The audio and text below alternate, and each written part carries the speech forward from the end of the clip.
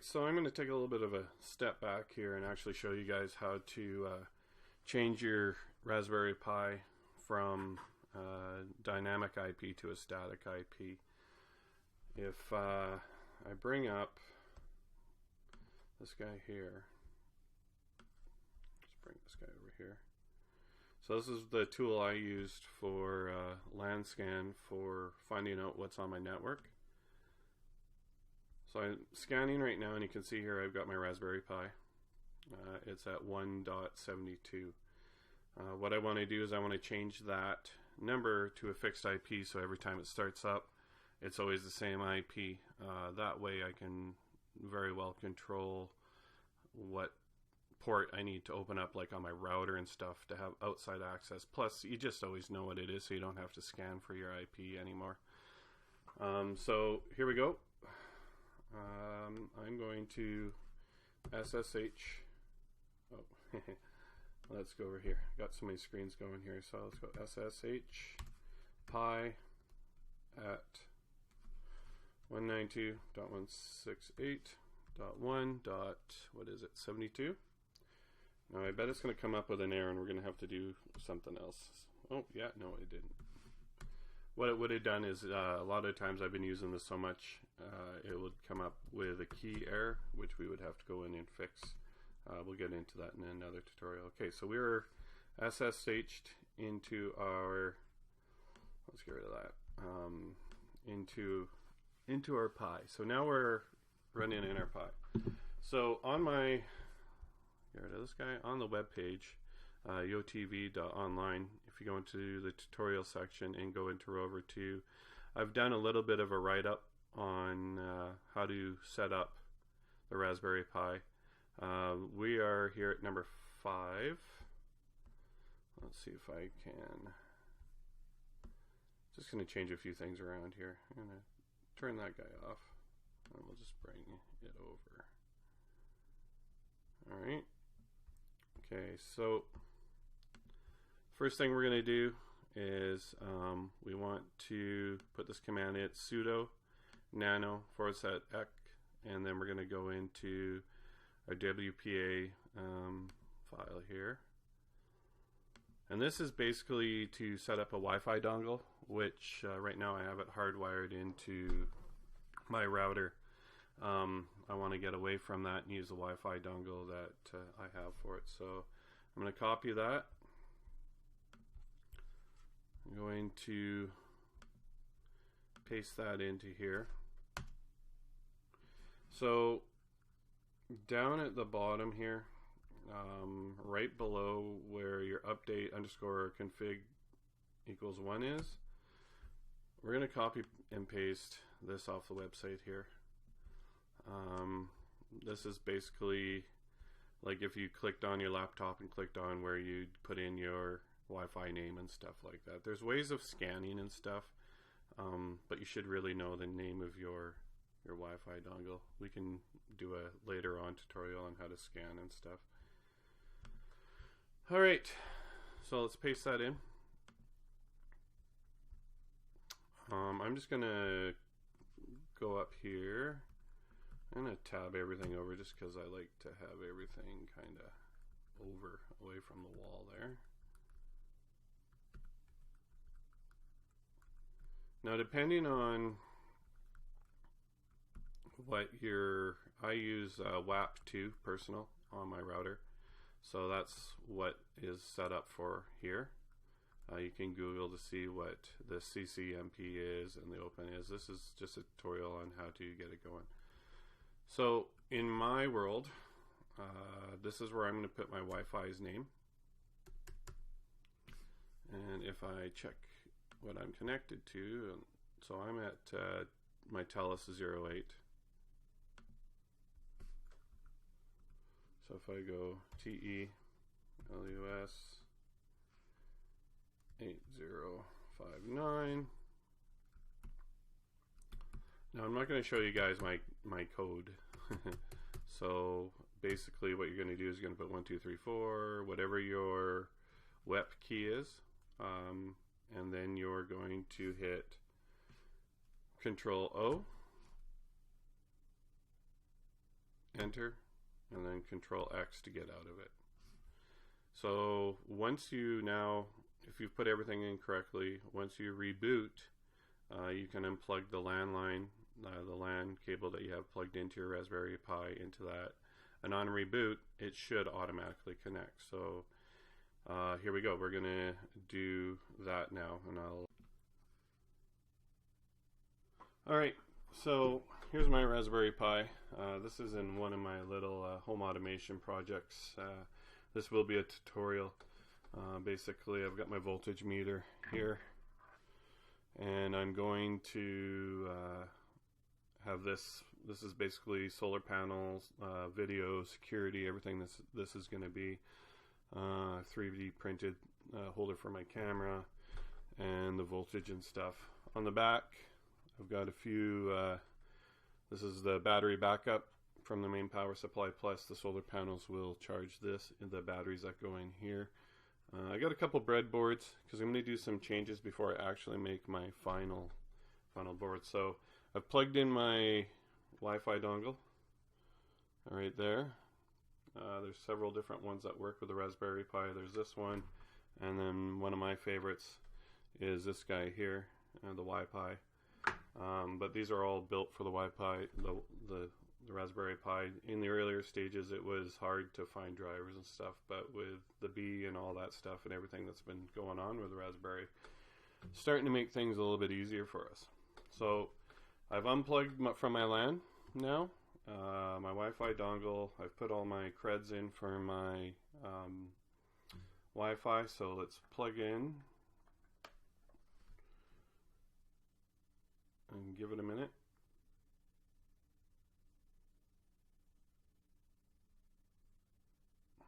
Let it do its boot up. Alright, there we go. So now you can see that it's actually talking. Just from that little bit of code that we did, it's now connecting. So if I go back over to here and I bring up my terminal, and I bring up my scanner, so let's scan. There it is. So it's on 74 now, and we're actually going to get able now to find out how to change or fix a problem that's going to come up, and I'm pretty sure it's going to happen here. So we know we're 74 now, so let's go SSH Pi at 192.168.1.74. Enter. So now what it's done is it says that basically I have an error because the key that I'm using for the SSH is used by another device. So what you have to do is you have to go on into your known host files. So if you go sudo nano, as I live in nano, I'm not a VI guy, so, and I'm just going to copy this and paste it down here. So we are still on the Mac, we're not in the Pi. I just have to go and change, enter your password. Alright, so here's a list of all my salts and my SSH. So I'm looking for one that's 74. I really got to clean this out. All I'm going to do right now, I could delete this whole line and get it out of there, but just for time's sake, I'm just going to delete these and put a 7. That way, it basically is just the same as erasing it. I'm going to go Control O, Enter, and then X, and then let's try that again. 74. Alright, so we type in yes, and there, oh, what's the password for the Pi?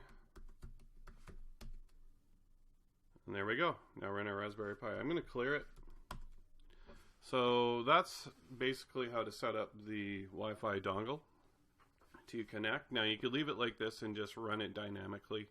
Like I say, I like to run things a lot more static because I have a bunch of Pis, and what I like to do with my Pis is your router is usually set from giving you an IP address from like 192.168 dot 1 or 0 depending on the router dot let's say 10 to 200. It'll give automatically DHCP give those IP addresses. I like to be underneath the 10 where the router doesn't automatically hand out those IP addresses. So I'm going to give this, let's give it a 2. So what you need to do now, if you go into here, we're going to go into our DHCP. A lot of guys change it in your interfaces. I'll show you what I mean here. Let's go let's go just do an IF config. So here's all our connections. This is our Ethernet 0 is your hardwire, and WAN 0 is our Wi-Fi, and we're getting an IP address of 74. Now, back in the day, you would just go into the interface, the network interface. Let's see if I can do that here. Sudo nano / and if I just type E, hit my tab, it'll auto, and then network, and then / interfaces. So in this file here is actually where a lot of guys would go in and change, and you can just take out this and put your IP, but I like to have everything run kind of correctly. And if you put your IP address in here, what you might get is dual IP addresses. And when I was trying to figure out how to do this, that's kind of what I was doing. So I'm going to get right out of here. Just going to hit Control Z. Okay, and then I'm going to clear it. So what you want to do is copy and paste this nano / ect DHCP cd config. We'll bring back up our terminal, and I'm just going to paste that in here. So down at the bottom here, very bottom of the file, give yourself space, and you want to type in this here. So let's copy and paste it in there. Paste. So you could change this to your Ethernet 0, and then when you have it plugged in, it'll give it an IP address. And if you're building something that's wireless, but you need to do a direct connect or something, you could statically set your IP, and we could put that in here too, but I'm not doing that today. /24 is basically your gateway. It's your 255.255.255.0. You could change that to get into a different hierarchy of levels here. So all I'm going to do is I'm going to take all these X's out, and I'm going to type in 192.168.1. And I'm going to make this 2. What you're going to need to do is I'm going to minimize this. What you need to do is you need to find out what your router IP address, like your main router in your house or business or whatever it is. Mine, of course, is the 259. So quick way for me to find out is if I just go up to here and I go down to Open Network Preferences, and then I go into Advanced, I go TCP. So right here is what your router's IP address is. A lot of the time it's going to be just 1 or 0.1. 9% of routers are just configured that way. TELUS, they like to use 254, which is pretty cool. So let's get out of here. And so I've already entered in 192.168.1.254. So I'm going to hit Control O, Enter, and X. So now what we're going to do, we could just do a service reboot by going sudo services and then network. But I'm not. I like to just, when I'm doing anything with a network, I just like to go sudo reboot. And we'll just, if I spell it right, sudo reboot. Boom. So it's shutting down, and now it's kicked me out of the Pi. Let's clear it. And I'll bring up that camera again. And as you can see, the Pi is booting up again. Really got to figure out how to do this. Hands different directions. So as soon as it fires up, you'll see the blue light. See, there it goes. It is now talking. Okay, close out of that. So if I bring up, if I even go ping 192.168.1.2, I am now able to ping my Raspberry Pi. So that's telling me now that I can connect to it. So if I clear out of here, you hit Control C, clear it, and if I go SSH Pi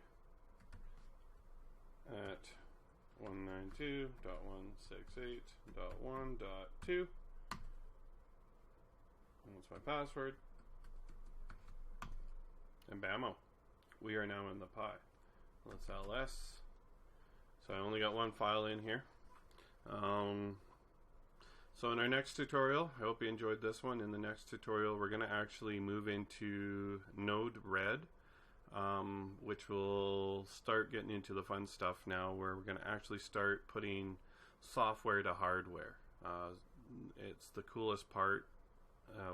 Actually, the main reason I ever got into the Raspberry Pi, other than running a web server, a NAS server, or whatever. But stay tuned, and the next, like I say, next tutorial, we're going to start making things happen. So talk to you later.